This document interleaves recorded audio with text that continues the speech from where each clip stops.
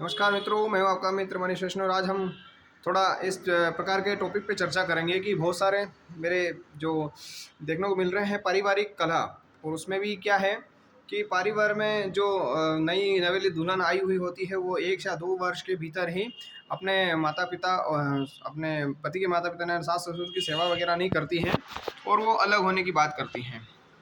देखिए, मैं आपको एक बात बताना चाहता हूँ कि अपना हित साधना सबके लिए अनिवार्य है और हम उसके पक्ष में हैं कि हाँ, अपना हित देखिए। पर ये इस चीज़ को समझिए कि दो दो प्रकार के व्यक्ति होते हैं, दो प्रकार के प्राणी होते हैं। एक वो जो किसी को जोड़कर अपना हित साधते हैं और दूसरे वो लोग जो किसी को तोड़कर अपना हित साधते हैं। तो मेरा आप सभी से ये निवेदन है कि आप ठीक है, अपना हित साधिए, कोई समस्या नहीं है। परंतु आप इस चीज़ को भी ना भूलें कि आप जिसके घर पे आए हैं, आपकी शादी जिसके घर पे जिसके घर आपकी शादी हुई है, तो जो आपके पति के माता-पिता हैं, वो उनको आपके पति को उन्होंने सेवा करी है, उनको इतने साल 21 साल से लगाकर 25 साल, 26 साल, 30 साल, 35 साल उन्होंने पाला है, उसके बाद आप आए हैं। इसलिए आपको ये ज़रूर समझना चाहिए कि जिनको हम बोल रहे हैं कि ये माता-पिता हम इनकी सेवा नहीं करेंगे, अकेले अपने पति के साथ में एकल फैमिली में रहेंगे। तो एकल फैमिली का जो है, मैं आपको थोड़ा-सा उस पे प्रकाश डालना चाहता हूँ। जो एकल फैमिली की जो व्यवस्था है, ये अमेरिका और यूरोप कंट्री के द्वारा हमको दी हुई है। देखिए, अगर आप एकल परिवार में रहते हैं, तो उससे आपको उसके फ़ायदा या नुकसान, फ़ायदा ये रहता है कि आपको रोटी कम बनानी पड़ेगी, आपको अपना इंडिविजुअल जो आपके खर्चे वगैरह आएँगे वो आप अपने सेव हो जाएँगे, आपको घर के कामों में आपको पैसे नहीं देने पड़ेंगे। ये आपके इंडिविजुअल खुद के वे इंडिविजुअल मतलब व्यक्ति खुद के लिए जो करते हैं उसके सेविंग होगी वगैरह-वगैरह। फिर आप जॉइंट फैमिली में रहते हैं या समूह के बीच में रहते हैं, ऐसी फैमिली में रहते हैं सामूहिक रूप से, तो भी आपकी आजकल तो वो अपनी कमाई अपने अकाउंट में ही रख रहे हैं, कोई सबके साथ शेयर नहीं कर रहे हैं। परंतु यदि आप एकल फैमिली में रहेंगे तो उसके नुकसान गिनाता हूँ, समझिए। यदि आप एकल फैमिली में रहेंगे, कल से आज आपके 1 या 2 बच्चे रहते हैं, अगर खुदा ना खास्ता अगर आप चारों में से या 5 जितने भी आप होंगे, पति-पत्नी हो और आपके बच्चे, खुदा ना खास्ता आपके बच्चे छोटे हैं, भगवान ना करे किसी भी, पर यदि आपको कभी अगर किसी की तबीयत अचानक से रात में ख़राब हो गई और आप गाड़ी चलाने में समर्थ नहीं हैं, तो आपको हॉस्पिटल कौन ले जाएगा? अगर अचानक से आपके ईएमआई बढ़ गई, जो आजकल लोन वगैरह रहते हैं, तो किस्त वगैरह आ गई और आप चुका ना पाए, तो आप जॉइंट फैमिली में होते तो आप किसी से माँग लेते, ले भई तू मेरा ये कर दे, ले पापा आपने जो हमको दे दिए, सास-ससुर माँग सकते थे। पर आप अकेले रहते हैं, तो आपकी कोई भी मदद नहीं करेगा।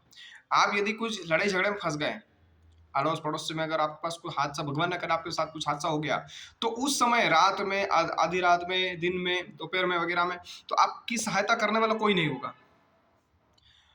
इस प्रकार से आप जॉइंट फैमिली में जो आपका जो सर्वाइवल देखो, जॉइंट फैमिली में रहने का फ़ायदा ये होता है कि अ, एक गैस की टंकी उसने भरा ली, उसका घर का बिल किसी ने दे दिया।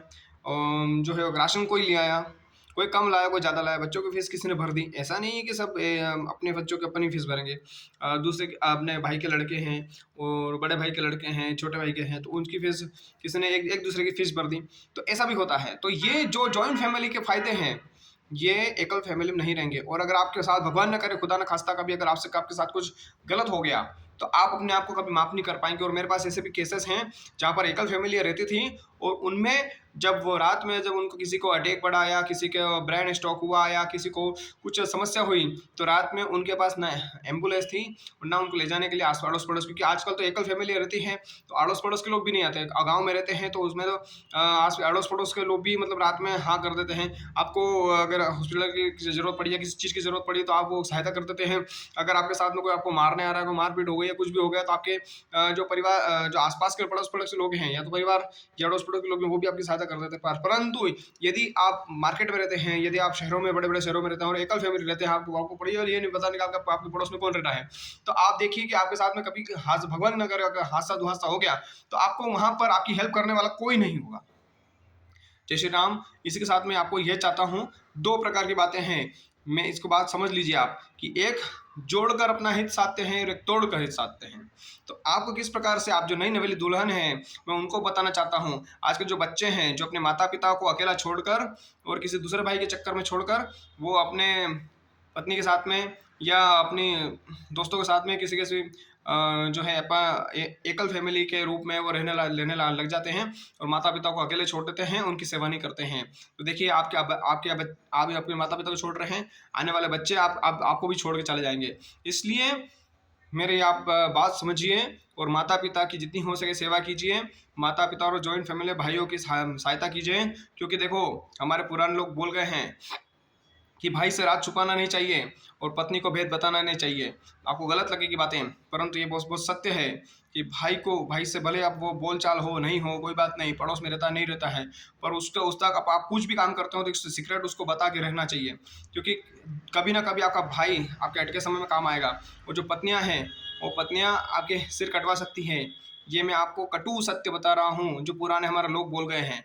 इसलिए भाई से भेद छुपाना नहीं और पत्नी को सारे भेद बताना नहीं, और हो सके तो जॉइंट फैमिली में रहना, एकल फैमिली में नहीं रहना, इंडिविजुअल नहीं रहना। जय श्री राम, जय महाकाल। आप सभी का भगवान कल्याण करें। इसके साथ में मैं आपका मित्र मनीष वैष्णव आपसे अलविदा विदा विदा लेता हूँ। भगवान आपको सदा सुख मंगल और शांति प्रदान करें।